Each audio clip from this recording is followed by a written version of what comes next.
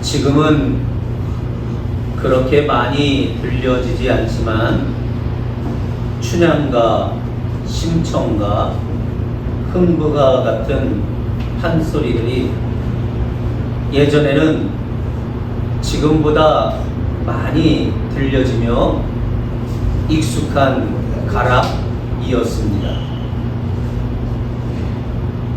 판소리는 소리꾼, 즉 창자가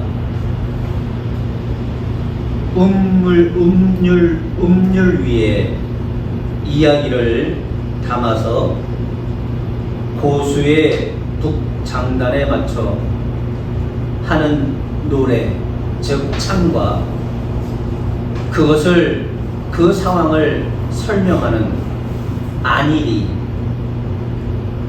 그리고 시각적 그러한 표현을 있는 몸짓, 즉 발림으로 구현하는 종합 예술입니다.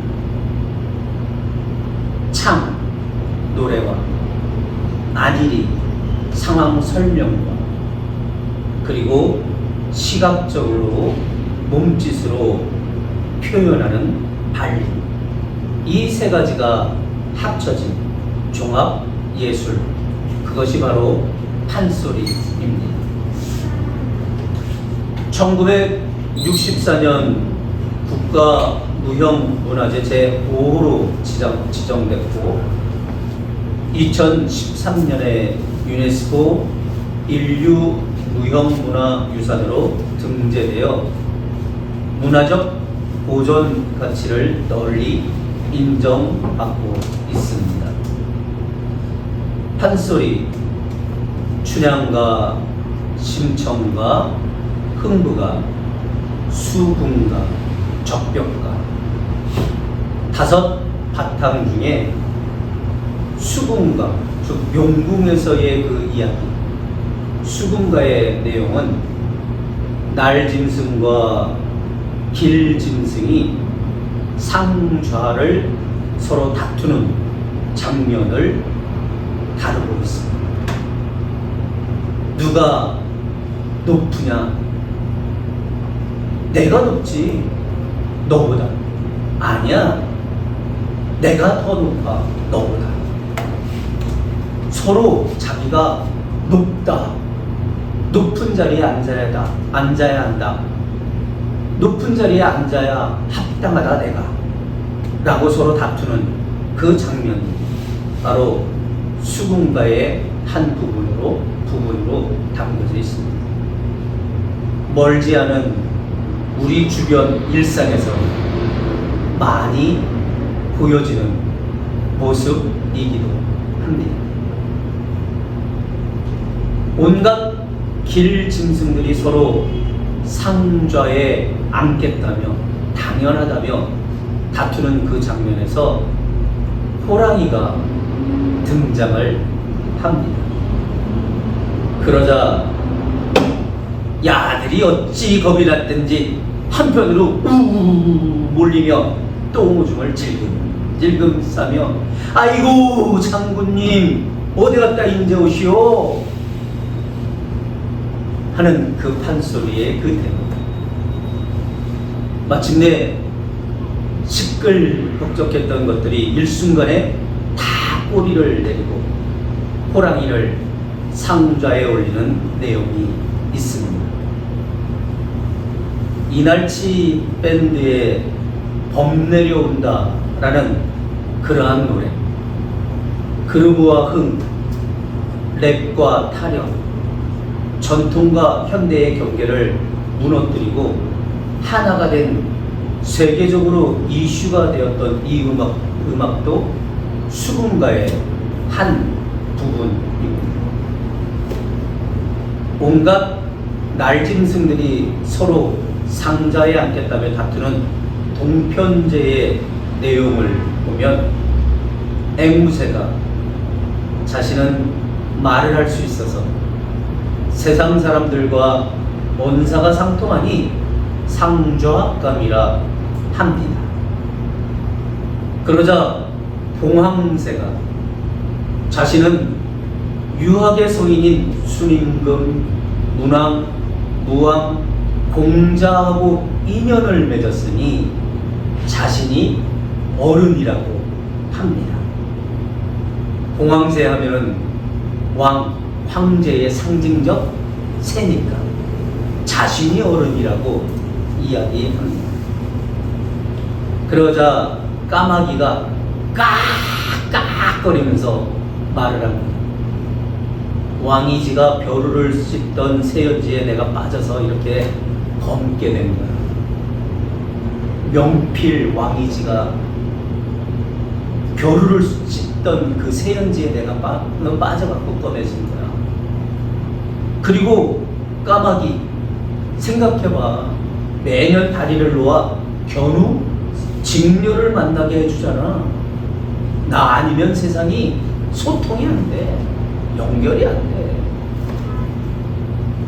그리고 다 알잖아. 자식이 커서 부모를 봉양하는 반포 보은, 그 반포 보은을 하는 효자이기에 내가 이 세상에 짐승들 중에 가장 높은 상자에 마땅히 앉아야 돼 하고 주장을 합니다. 그러자 부엉이가 부엉 거리면서 이렇게 항변을 합니다. 너는 온몸이 검은 데다가 괴이한 음성으로 수절 과부를 유인하고 까마귀 날자 배 떨어진다는 그런 오비일학의 주인공이니 세상에 믿고 불길한 존재가 너 까마귀야. 엄간생심 상자는 꿈도 꾸지 말라고 비난을 합니다. 날 짐승뿐 아니라 길 짐승들의 다툼도 마찬가지로 당시 이상적 인물이나 지양해야 할 행위를 통해 자신만이 상자에 앉아야 한다 라는 자신들만의 당위성을 드러내고 있습니다. 그러나 호랑이를 상자로 모시는 대목 그 장면이 등장하자 약육강식의 논리가 여지없이, 힘의 논리가 여지없이 드러나면서 약자에게 무자비하고 강자에게 비굴한 이들이 판치는 인간 세계에 대한 통렬한 풍자, 그 풍자가 담겨져 있는 것이 수군가의 내용입니다. 그러면서 그저 풍자만 한 것이 아니라 모든 세대에 걸쳐 세상이 힘의 논리로 돌아가는 것이 아니라 덕의 논리로 돌아가는, 힘이 아닌 덕이 가득하기를 기대하는 모습을 담겨 있는 것이 수군가의 가장 중요한 주제인 것입니다. 우리 모두에게는 각자의 기준이 있습니다. 그리고 속한 모임과 분야, 더 나아가 각 국가와 세계에는 서로 의논하고 합의하여 약속하며 규칙을 세웁니다. 완전하지는 못하지만 이렇게 정해진 약속과 규칙, 즉 그 기준을 지킬 때 어느 정도의 평화를 유지하고 서로 다툼 없이 살아갈 수 있게 됩니다. 그러한 이유이기에 서로의 합의로 돌출된 기준은 너무나도 중요하고 지킬 의무가 우리에게 있는 것입니다. 그리고 그 합의 전, 그보다 앞서 서로의 합의의 근간은 왜 그런 합의가 나왔는가? 왜 그런 규칙을 만들었는가? 왜 그 기준을 세웠을까? 하는 이 합의의 근간은 정말 무거울 정도의 절대적 심사숙고의 필요를 요구합니다. 반드시 말입니다. 좁게는 나 자신과 이웃, 그리고 넓게는 국가 간의 이러한 약속과 규칙, 즉 행동하기 전 세우는 기준에 혹 인류라는 근간이, 그 뿌리가, 그 베이스가 제외되는 순간 이런 말들이 들려질 수 있습니다. 거 살집 존놈 두어놈 나오너라. 시장기나 좀 면하자. 수군가에 호랑이가 다른 동물들 앞에 등장하는 순간부터 호랑이가 한 말이었습니다. 그 존놈, 살집 존놈 확 두어 나오. 내 시장기 좀 면하지. 힘의 논리.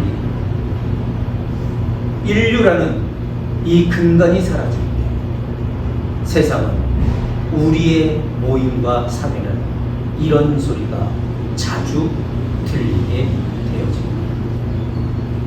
호랑이의 등장, 그 기세에 놀란 동물들이 어쩔 수 없이 힘의 논리로 호랑이를 상자에 앉히자마자 호랑이가 다시 또 수군가를 통해 하는 말, 내 거 아무거나 입가심할 것 좀 하나 가져오너라. 누구 건데? 너의 거지만 갖고 오니라. 갖고 오니라. 힘의 우리의 기준과 규칙 그 근간에 인류라는, 정의라는, 윤리라는, 사람의 도리라는 이 근간이 제대로 기준이 설정이 되고 규칙이 잡혀지는 순간, 너의 거지만 갖고 오니라. 입가심 좀 하게. 거 살집 존놈 두어 나와. 허기 좀 면하게. 힘의 논리 앞에 무너지는 사회의 도덕, 사회의 윤리, 사회의 관계.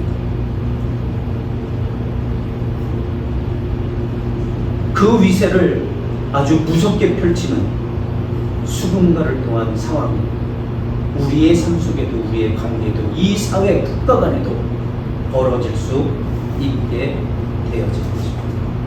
어쩌면 지금 우리의 사회에, 어쩌면 지금 각 국가 간에, 우리가 살고 있는 국가 간에 힘의 논리로 기준이 세워진 그러한 모습에 네 거지만 갖고 와. 너 살집 존놈 몇 개 갖다 놔. 이러한 일이 지금도 벌어지고 있는지 모르겠습니다.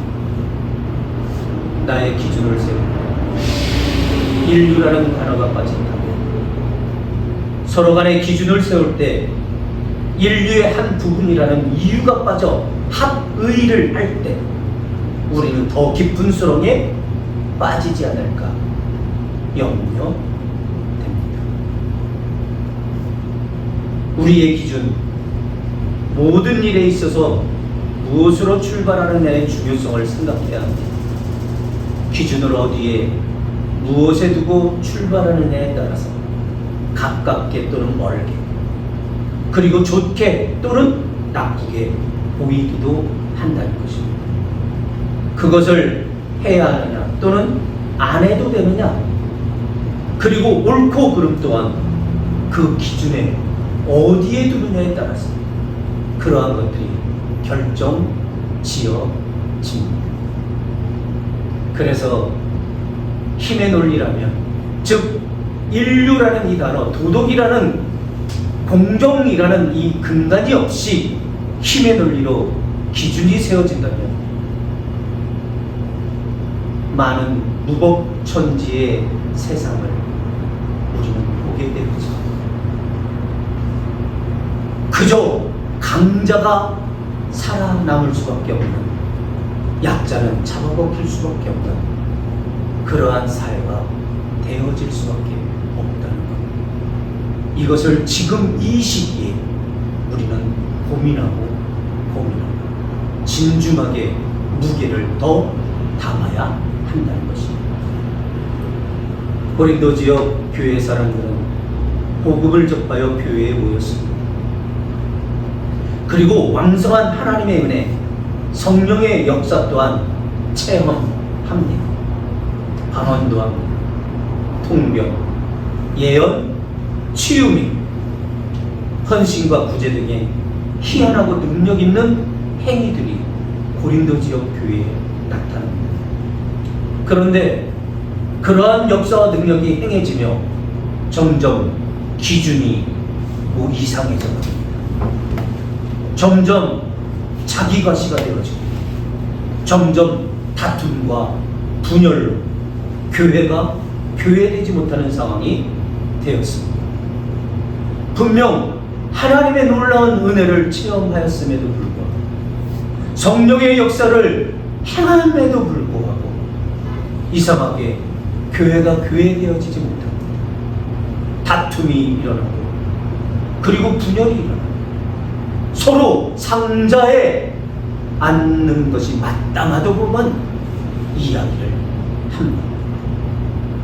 하나님이 주신 은사와 여러 능력의 기준과 출발점이 자신의 과시에 있었기 때문에 자신의 과욕을 이루고자 하는 것에 그 기준을 두었기 때문에 이러한 상황들이 벌어지고 있었군요. 사도 바울을 통한 하나님의 말씀은 사랑이라는 단어로 원래의 이유와 원래의 목적이 상실된 교회와 신앙인들의 모습을 회복하기를 명하신 것이 고린도전서 13장의 말씀인 것입니다.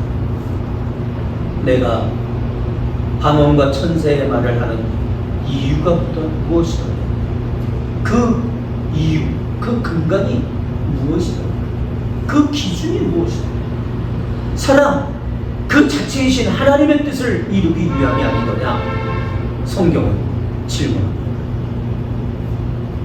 사랑이 없으면 소리나는 구리와 울리는 꽹과리가 내가 예언하는 능력이 있어 모든 비밀과 모든 지식을 알고 또 산을 옮길 만한 모든 믿음을 소유하고 행하는 이유가 무엇이더냐? 사랑, 그 자체이신 하나님의 뜻을 이루기 위함이 아니더냐? 사랑이 없으면 원래의 목적, 그 근간이 없으면 아무것도 아니지라. 내가 내게 있는 모든 것으로 구제하고 또 내 몸을 불사르게 내어주는 이유가 무엇이더냐? 사랑, 그 자체이신 하나님의 뜻을 이루기 위함이 아니더냐? 사랑이 없으면, 즉 원래 그 근간, 그 뿌리, 그 이유, 그 목적이 없으면 내게 아무 유익이 없는 겁니다. 단순히 세상이 알고 표현하는 사랑, 러브, 사랑이 아니라 원래의 이유, 원래의 목적, 근간, 그것을 사랑이라는 단어에 담아서 하나님이 주신 성령의 역사와 능력인 방언, 예언, 믿음, 구제, 헌신의 원래의 이유와 원래의 목적이 변질되거나 상실되어서는 아무것도 아니라는 것을 깨우쳐주는 것이 사랑장이라고 이야기하는 고린도전서 13장입니다. 사랑이 없습니다. 정확히 표현한다면 원래의 이유가 없으면, 온전한 기준이 없으면 아무것도 아니라. 그런즉 믿음, 소망, 사랑, 그 중에 제일은 사랑, 원래의 이유와 목적인 것입니다. 이것이 고린도전서 13장의 13절의 말씀입니다. 사랑이 제일이라, 이 사랑이 제일이라는 의미, 원래의 이유를 붙잡아요. 그 근간이 흔들려서는 안 되는 것이라, 이렇게 말씀하신 것이 13장 13절의 말씀입니다. 그리고 연이어 고린도전서 13장 13절 그 이유는 너희도 신령한 것을 사모하는 자인즉 교회의 덕 세우기를 위하여 풍성하기를 구하라 라고 명령합니다. 교회의 덕이라고 원래의 목적, 근간, 그것을 교회의 덕이라고도 표현한 것입니다. 성경이 말씀하시는 교회의 덕이란 흔히 표현하는 교회 중심으로 모여, 이게 아닙니다. 안타깝게 몇몇 교회와 몇몇 잘못된 해석자들이 교회의 덕이라는 이 단어를 교회 중심으로, 교회 모여 이렇게 외치기만 합니다. 그러나 이렇게 표현하는 교회 중심으로 교회 모여 이것이 아닙니다. 교회의 덕이란 하나님의 뜻 중심, 교회 중심이 아닌 하나님 뜻 중심. 또 다른 표현을 사용한다면 온전한 성경적 기준, 교회 중심이 아닌 성경적 말씀 기준으로. 이런 온전한 해석이 바로 우리에게 필요한 것입니다. 그리스도인으로서의 이유와 목적이 상실된 크리스천들의 삶의 모습은 이제는 바뀌어야 할 것입니다. 하나님의 뜻이 배제된 교회의 활성화도 교회로서의 이유와 목적으로 성경적 올바른 기준으로 다시 출발되어야 하는 것입니다. 고린도전서는 분명한 이유에 합당한 모습으로 은사를 사용해야 함을 권면하고 있습니다. 그리고 그 분명한 이유에 합당한 모습이 은사뿐 아니라 우리 그리스도인의 삶 전반에 적용되어야 함을 강조합니다. 교회의 덕, 즉 하나님의 영광을 위한 은사의 소유, 그 이유도 모른 채 받은 은사를 바르게 사용하여야 함을 잊은 채 자기 과시함으로 예배마저도 방해하며 하나님의 영광을 가리는 철부지 아이와 같은 고린도 교회의 잘못된 사람들의 모습에 사도 바울을 통한 하나님의 메시지는 적극적으로 성숙해지고 성장하라는 것이었습니다. 어린 모습은요, 자연히 사라지는 것이 아닙니다. 적극적으로 벗어나고자 할 때 가능합니다. 꼭 그런 이야기들을 우리는 한 적이 있지 않나요? 분명 성인인데도 불구하고 저 언제 철들어? 이런 표현들 분명 나도 들은 적도 있고 분명 우리 주변에 많이 표현하였던 이야기들입니다. 그것이 바로 성경을 통해서 가르쳐주고 깨우쳐주기를 어린 모습은 자연히 사라지는 것이 아닙니다. 적극적인 마음을 갖고 적극적인 노력으로 벗어나고자 할 때 가능한 것이라고 성경은 우리에게 깨우쳐 줍니다. 마치 고린도전서 14장 1절에 말씀하신 사랑을 따라 구하라 라는 가르침처럼 따라 구하라 라는 이 의미는 사람들이 경주에서 결승점을 향해 돌진하는 것처럼 전력하는 것처럼 급히 달려가라는 뜻이 담겨져 있는 겁니다. 따라 구하라, 그런데 사랑을 따라 구하라 라고 합니다. 여기서 사랑이란 단순히 사랑이 아닌 뭐라고요? 하나님의 원래의 뜻, 원래의 이유에 어긋나지 않도록 돌진하고 말씀으로 채찍질하며 적극적으로 달려나가라는 그 의미가 담겨져 있습니다.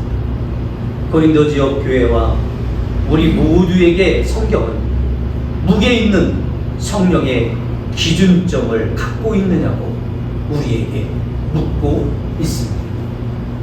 우리의 어떤 무게추는 기준점이 되어서 필요성을 강렬하게, 그것이 필요하다는 것을 강렬하게 요구하게 합니다.